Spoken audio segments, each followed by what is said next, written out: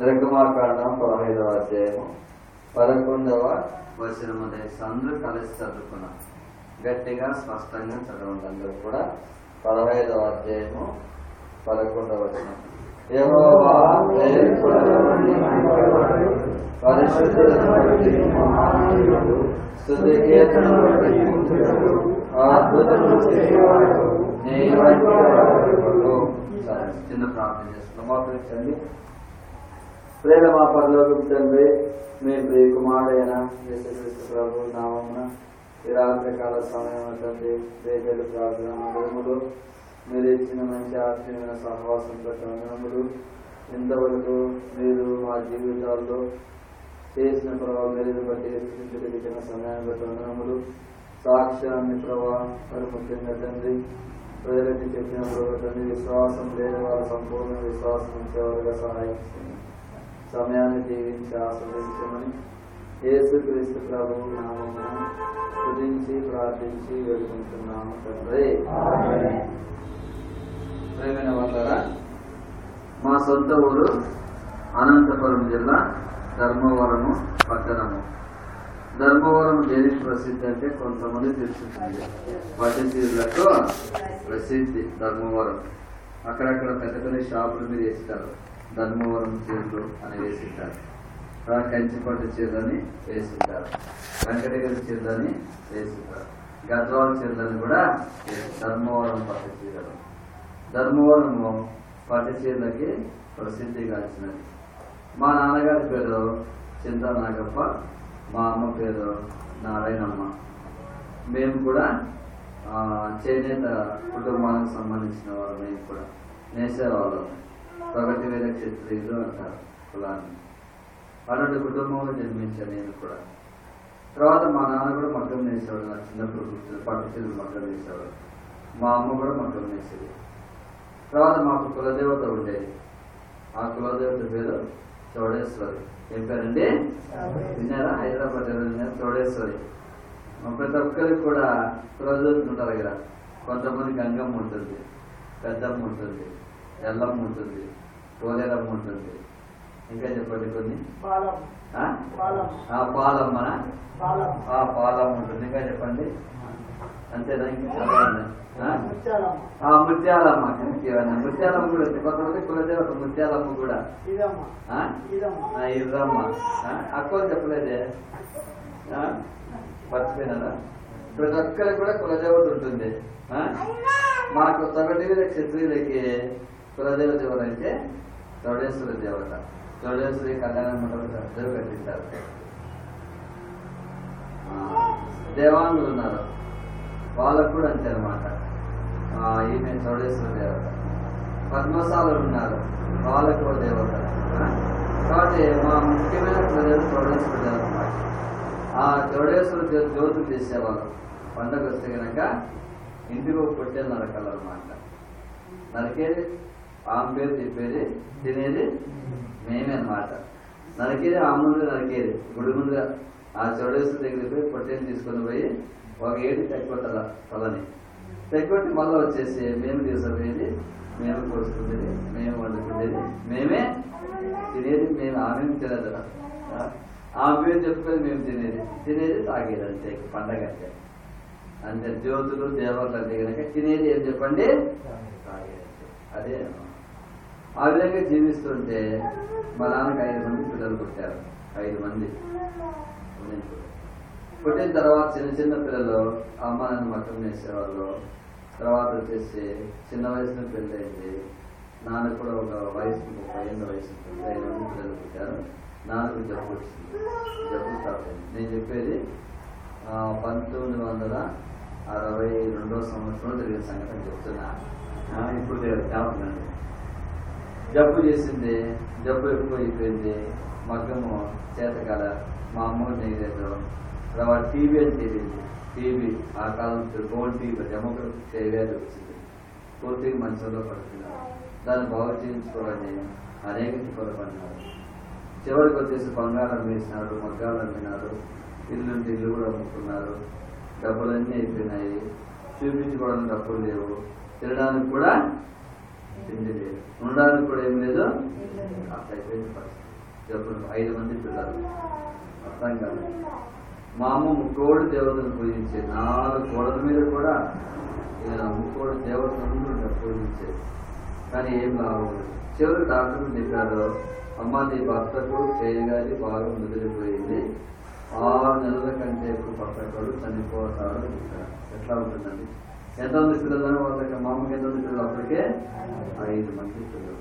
1.5 సంవత్సరానికి ఒకరు వచ్చారట. ఒక 10 ఏళ్ళు, 8.5 సంవత్సరము, 6 సంవత్సరాలు, 4వ సంవత్సరము, తర్వాత 3 సంవత్సరాలు, అంతే కదా 5 మంది పిల్లలు. డాక్టర్లు ఏమో చనిపోతారని చెప్తారు. ఇక ఇల్లు లేదు, వాకిల్ లేదు, డబ్బు కూడా. తర్వాత మా అమ్మ వైపు ఉండే బంధువులు దూరం అయిపోయినారు, మా నాన్న వైపు ఉండే బంధువులు కూడా దూరం అయిపోయినారు. ఎందుకంటే డబ్బులు లేవు కదా. బంధువులు బెల్లం తీగలు అంటారు కదా. డబ్బులు ఉన్నాయనుకో మా బంధువులు అంటారు, మా మామ అంటారు, మా మేనత్ అంటారు, అంటారు లేదా, మా చిన్న అంటారు. డబ్బు ఉంటే బాగా, కాకపోయినా వరుసగా పెట్టుకుంటారు. అట్లా అయిపోయింది పరిస్థితి. ఇంకా దీనావస్థ జరిగేది కూడా కష్టం అయిపోయింది. చివరికి మా అమ్మ తమ్ముడు మేనమామ ఉంటే ఆయన జాలిపడి మా అమ్మని లెక్క మా ఇంట్లో మీరు బాగుంటుందండి, బాగా బతికినంత కాలం బతికితే మనం ఏం చేస్తాం, చనిపోతా ఉన్నారు, మేము ఏం తింటే మీరు అది తిందని మా మేనమామ తీసుకెళ్ళారు. మా అమ్మని మా నాయని 5 మంది పిల్లలు తీసుకెళ్ళారు. చాలా దీనావస్థ. ఇంకా పుట్టలే, ఇంకా పుట్టక ముందు జరిగింది. ఆ విధంగా ఉంటే ఇంకా మా నాన్న బయట మంచం వేసినారు, స్పూన్తో పాలు వేసినారు, మింగేసేస్తాను. స్కెల్టన్ లాగా అయిపోయింది, బాగా అస్థిపంజరం లాగా అయిపోయింది. టీవీ అంటే చేయాలి అంటే ఎముకలకి చర్మం అట్టుకొని పోయింది, కండ లేదనమాట. ఎముకలన్నీ చూస్తే కూడా భయపడతారు. టీవీ పేషెంట్ చూస్తే భయపడతారు పిల్లలు. చూస్తారు సార్, ఇలా అన్ని ఏం కనపడతారు శరీరంలో? ఎముకలే కనపడతారు. టీవీ పేషెంట్ చూడండి, బాగా ముదిరిపోయిన చూస్తే ఎముకలే కనపడతాయి అన్నమాట. పిల్లలు చూస్తే అట్లా అయిపోయింది పరిస్థితి. ఇది మా మామగారు మంచోడు కాబట్టి ఆయన పోషిస్తున్నాం. ఆ విధంగా ఉంటే ఒక రోజు ఏంటంటే, మన ఎప్పుడో సర్వసంలో ఆ కాలంలోనే 62వ సంవత్సరంలోనే పాటలు పాడుకుంటూ మా వీధిలోకి వచ్చారు, సువార్త చెప్పారు. మా నాన్న బయట పడుకొని ఉంటే కొందరు అక్కగారు వచ్చేసి మా నాన్న చూసి మా అమ్మని చూసి కడపట్టు ఇచ్చారు. అమ్మ యేసుప్రభువు నమ్ముకో, నీ భర్త బతుకుతాడని. అప్పుడు మా అమ్మ ఎంత అమాయకురాలంటే అడిగినట్ట, అమ్మ యేసుప్రభువు ఏ ఊళ్ళో ఉంటాడని అడిగింది. అంటే ఎంత అజ్ఞానంలో ఉన్నదో చూడండి, ఎంత అజ్ఞానం. అంటే యేసు ప్రభు అనే మాట అంతవరకు మా అమ్మ నాన్న వినలేదు.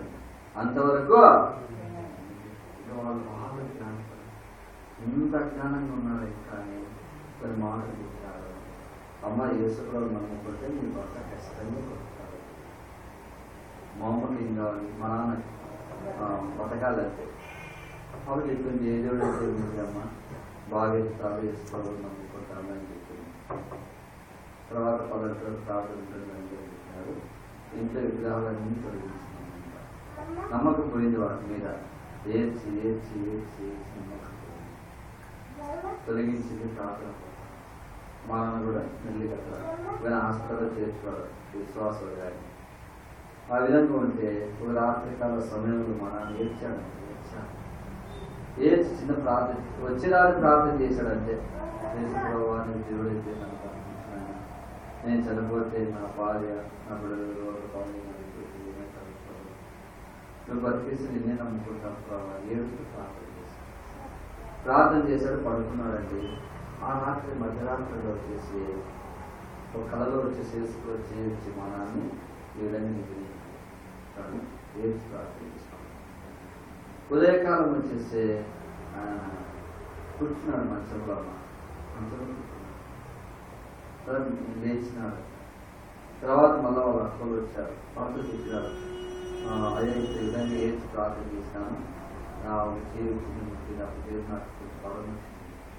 వాళ్ళు బలపడతారు. ఇంకా యేసుప్రభువే ఉంటాడు కళ్ళు వచ్చి పాడుతుంది.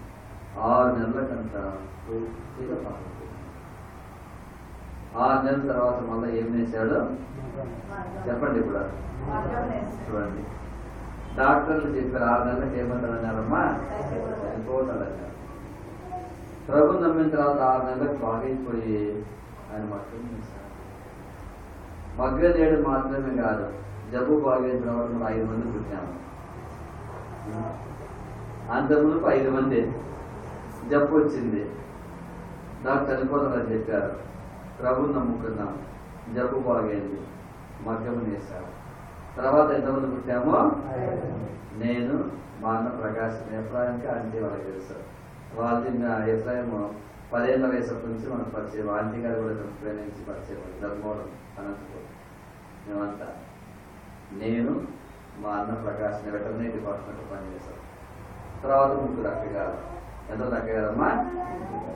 యేసు ప్రభువుని నమ్ముకున్న తర్వాత చూడండి, జబ్బు బాగు కావడం మాత్రమే కాకుండా, మగ్గం నేడు మాత్రమే కాకుండా, మళ్ళీ ఎంతమంది పుట్టామమ్మా?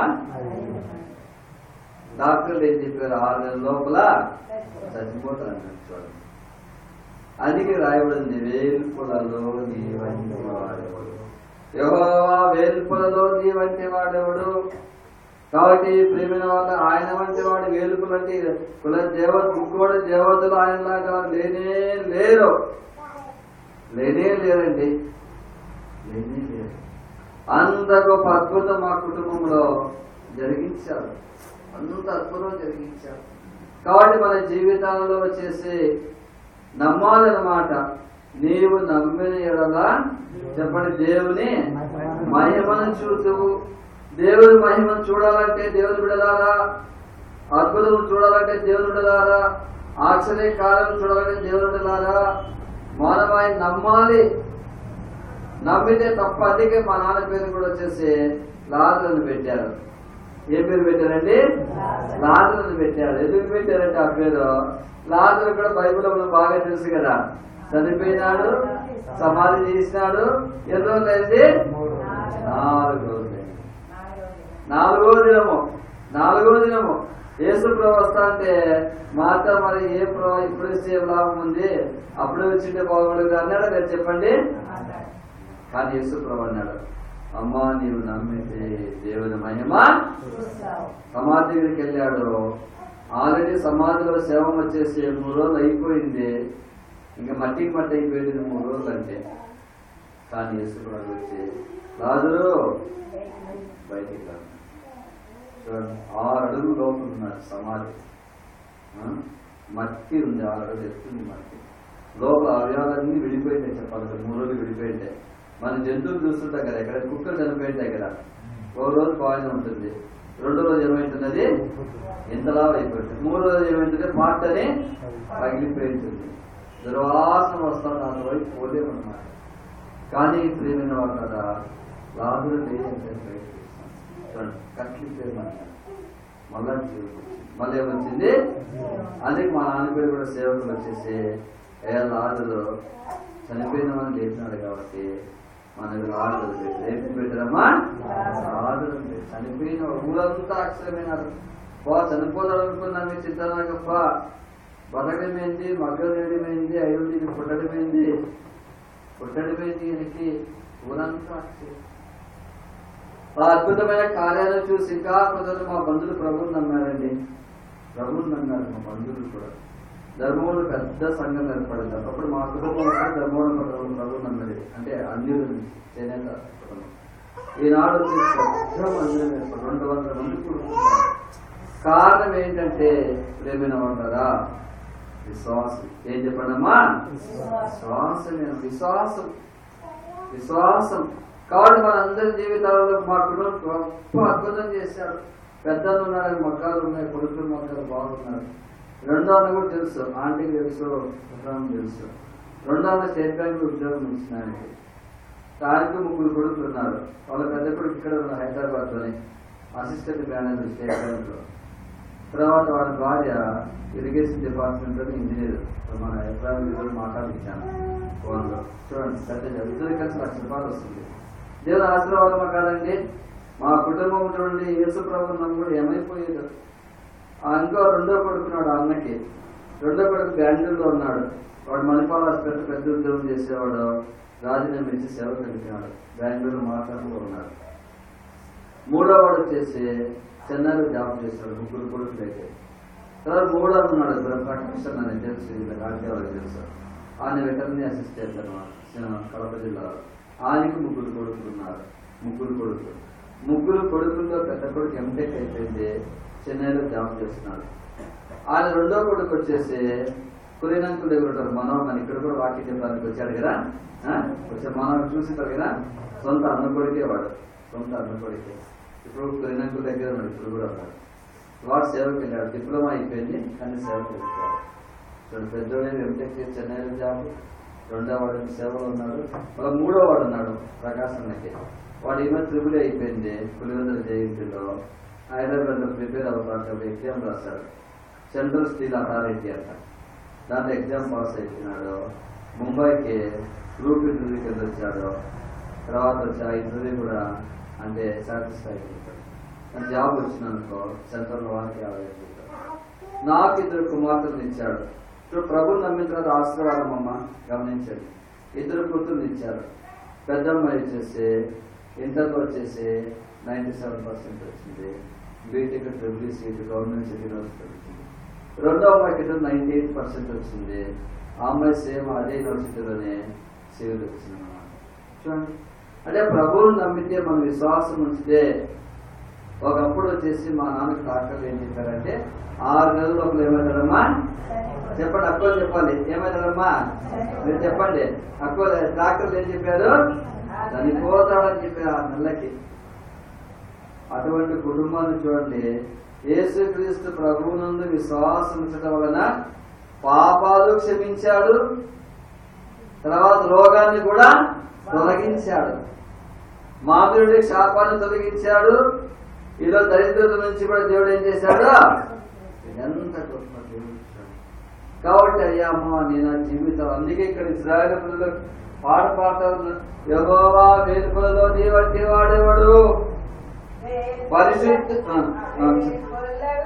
నీ సముడేవాడు, పరిశుద్ధ మహనీయుడా, వేల్పులలో నీ సముడేవాడు, పరిశుద్ధ మహనీయుడా, అద్భుతమైన పూజ్యుడా, నీ వంటి వాడెవడు, అద్భుతమైన పూజ్యుడా, నీ వంటి వాడెవడు,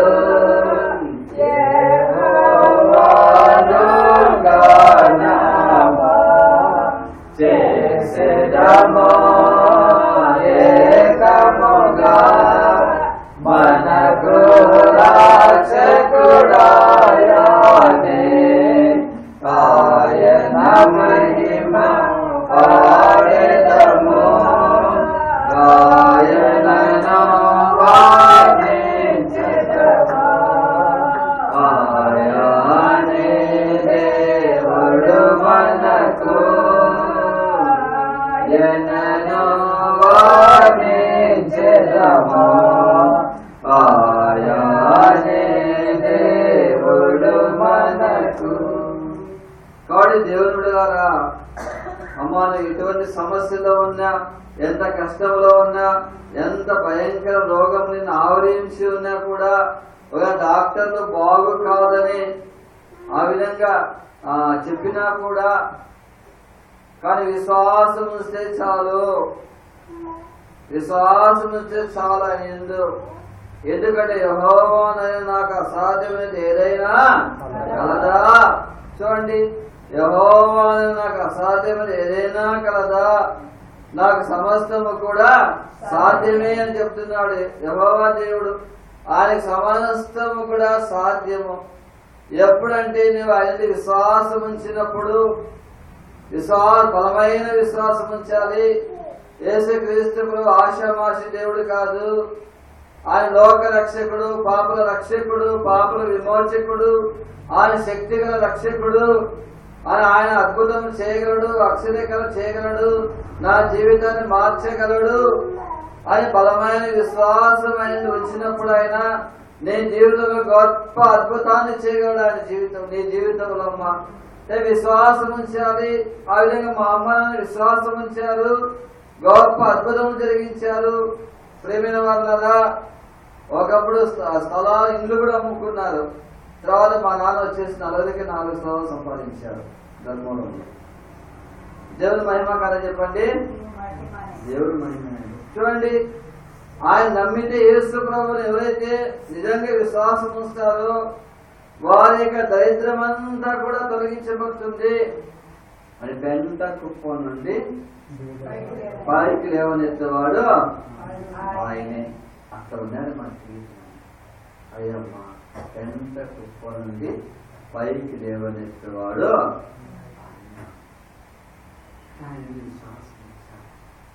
విశ్వాసం వస్తే గొప్ప అద్భుతములు, ఆశ్చర్యకార్యములు మా జీవితంలో జరిగించిన వాడు మీ జీవితంలో కూడా తప్పకుండా జరిగిస్తాడు. డాక్టర్లకు అసాధ్యమే, కానీ దేవుడికి మాత్రం సమస్తం అంత విశ్వాసం ఉంచాలి. డాక్టర్లకు అసాధ్యమే అనేక రోగాలు, కానీ ఆయన సమస్తము సాధ్యము. ఆయనకి అసాధ్యమైనది ఏదీ లేదు. ఎటువంటి సమస్య అయినా ఆయన పరిష్కరించగలడు. ఎంత కష్టమైన సమస్య అయినా పరిష్కరించగలడు. కొండలాంటి సమస్య అయినా పరిష్కరించగలడు. పర్వతం లాంటి సమస్య అయినా విశ్వాసం ఇచ్చినట్లయితే ఆయన ఏం చేయగలడండి? పరీక్షించగలడు. ఒకసారి ఊళ్ళో సేవ చేస్తున్నాము. వివాహం 28 సంతానం లేదు వాళ్ళకి. ఎన్ని సంతానం లేదు? 20. ఆమె మందిరానికి వస్తామని నేను చెప్తున్నాను, సంతానం ఇస్తాలేదు. వాళ్ళ భర్తకి విశ్వాసం లేదు, మందిరానికి రాడు. ఆయన ఇంకో ఆమెను పెళ్లి చేసుకున్నాడు. పెళ్లి చేసుకున్న 2 ఏళ్ళకే మొదటి భాగం దేవుడు సంతానం ఇచ్చాడు, మందిరానికి ఇచ్చాడు. 2వ ఆమెకు మనం ఇవ్వలేదు. పెళ్ళి అయిన 20 సంవత్సరాలు దేవుడు ఏమి ఇచ్చాడమ్మా? వాగ్దానం ఇచ్చాడు 20 ఏళ్ళ తర్వాత ఆమెకు. దాన్ని బట్టి ప్రార్థన చేశాడు. చూడండి, వాళ్ళ భర్తకి విశ్వాసం లేక మొదటి పెళ్లి చేసుకున్నాడు. ఆయన దేవుడు వచ్చేసి 20 ఏళ్ళ తర్వాత ఆమెకు ఏమి ఇచ్చాడమ్మా? తప్పకుండా ఇవ్వలేదా చెప్పండి? ప్రభు అనుకుంటే ఖచ్చితంగా ఎటువంటి సమస్య అయినమ్మా మీకు సమస్యగా ఉండొచ్చు, మానవులకి సమస్యగా ఉండొచ్చు, డాక్టర్లకి సమస్యగా ఉండొచ్చు, కానీ ఆయనకి మాత్రము సమస్తము సాధ్యమే. ఆ విధంగా విశ్వాసం ఉంచుడు మన జీవితాలలో గొప్ప అద్భుతములు చూడగలమా. విశ్వాసం అనేది చాలా ఆయన నమ్మకపోతే కనుక 5 మంది పుట్టేవాళ్ళం. నేను కూడా పుట్టేవాడిని అంతే కదా. మీ మధ్యలో ఉండేవాడిని రాత్రి చెప్పండి, ఉండేవాడిని కూడా కాదు. చూడండి ఆయన ఎట్లా చరిత్ర మారుస్తున్నారు. బాగైన తర్వాత మేము ముట్టింటే బాగా నమ్మకం కూడా చనిపోయేవాడే. నేను ఉండేవాడిని కాదు రాత్రి కాల సమయంలో. కాబట్టి దేవుడు వెళ్ళాలా మరణానికి వస్తున్నాము. ఆ వేడుకలలో నీవంటే తమ్ముడెవడు సమానమైన వాళ్ళని లోకములో మొక్కోడి దేవతలు కూడా యెహోవా దేవుని యేసుతో సమమైన వారు కానే కాదమ్మా. విశ్వాసం దేవుని ఏముంచాలి? ఆయన ప్రత్యక్షమైన అందుకే యేసు ప్రభువు కూడా ఆయన విశ్వాసం ఉంచాలి. ఆయన మన పాపాలు ఒప్పుకోవాలి. జన్మ పాపి కర్మ పాపాన్ని మనము గుర్తించాలి. పాపాలు ఒప్పుకోవాలి, వదిలిపెట్టాలి. హృదయం యేసు ప్రభువు చేర్చుకోవాలి. చేర్చుకొని ప్రార్థన చేసినప్పుడు ఎటువంటి సమస్య అయినా కూడా ఆయన సంపూర్ణంగా పరిష్కారం చేసేవాడుగా ఎటువంటి సమస్య. కాబట్టి రాత్రికాల సమయంలో మా కుటుంబాన్ని గొప్పగా ఆస్వాదించిన దేవుడు మిమ్మల్ని ఆస్వాదించాలంట. ఆయన సంపూర్ణంగా ఆ విధంగా ప్రవేశం చేయాలి. బలలో ప్రవేశించే ముందు కొన్ని మాటలు చదువుతున్నామండి.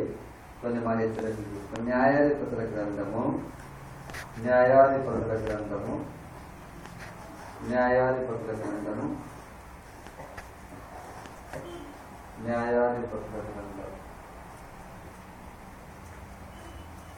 13వ అధ్యాయము. న్యాయాధిపతుల గ్రంథము 13వ అధ్యాయము 5వ వచనం దయచేసి అందరూ కలిసి చదువుకున్నాము. 5వ వచనం చదువుకున్నాము. Page number 211. నీవు గర్భవతి కుమారుని పొందుకు అతని మీద ఆ బిడ్డ గర్భమును పుట్టిన మొదలుకొని దేవుడికి నా దేవుడు చేరుకున్న వాడై గ్రేసుల చేతిలో బిడ్డని చిన్న ప్రార్థన చేసుకున్నాము. మోకరించడమా ప్రారంభండి. మోకరించాలి. కష్టమైన మోకరించి కళ్ళు మూసుకొని తన మీద ముసుగు చేసుకుంటాలి. ప్రేమ పరలోకపు తండ్రి, మహాగణుడా, మౌనుడా, పరిశుద్ధమైన దేవా, మీ ప్రియ కుమారుడైన యేసుక్రీస్తు ప్రభువు నామమున ఈ రాత్రికాల సమయమున మరోసారి ప్రభువా చెప్పబడిన సాక్ష్యము తండ్రి మోకరించిన కొత్తగా వచ్చిన వారిలో కూడా మీరే కార్యరూపం జరిగించమని ప్రార్థన చేస్తున్నాం తండ్రి. ఎవరైతే వారికి రోగాలను బట్టి, జబ్బులు బట్టి, కష్టాలను బట్టి, ఇబ్బందులను బట్టి నిస్పృహలో ఉన్నారు, నిరాశలో ఉన్నారు, కొట్టు మిట్టాడుతున్నారు, అటువంటి వారి హృదయాల్లో కూడా మీరు ఉదయించమని ప్రార్థన చేస్తున్నాము తండ్రి. వెలుగు దయచేయమని, వెలిగించమని ప్రార్థన చేస్తున్నాము తండ్రి. ప్రేమ గల ప్రభావమైనటువంటి హృదయాలు ప్రత్యక్షం కావని ప్రార్థన చేస్తున్నాము తండ్రి. ప్రేమ గల ఒక్కరినైనా ప్రభు రాత్రికాల సమయమున మా తండ్రి సంధించమని ప్రార్థన చేస్తున్నాము తండ్రి. విశ్వాసంలోనికి తీసుకురామని ప్రార్థన చేస్తున్నాము తండ్రి. బలలో ప్రవేశించే ముందు కూడా మేము తండ్రి పరీక్షించుకొని బలలో పాలు పొందేవారంగా సహాయం చేయమని యేసుక్రీస్తు ప్రభువు నామమున స్తుతించి ప్రార్థించి వేడుకుంటున్నాము తండ్రి. దేవుని పిల్లల యొక్క భాగాన్ని గమనించినట్లయితే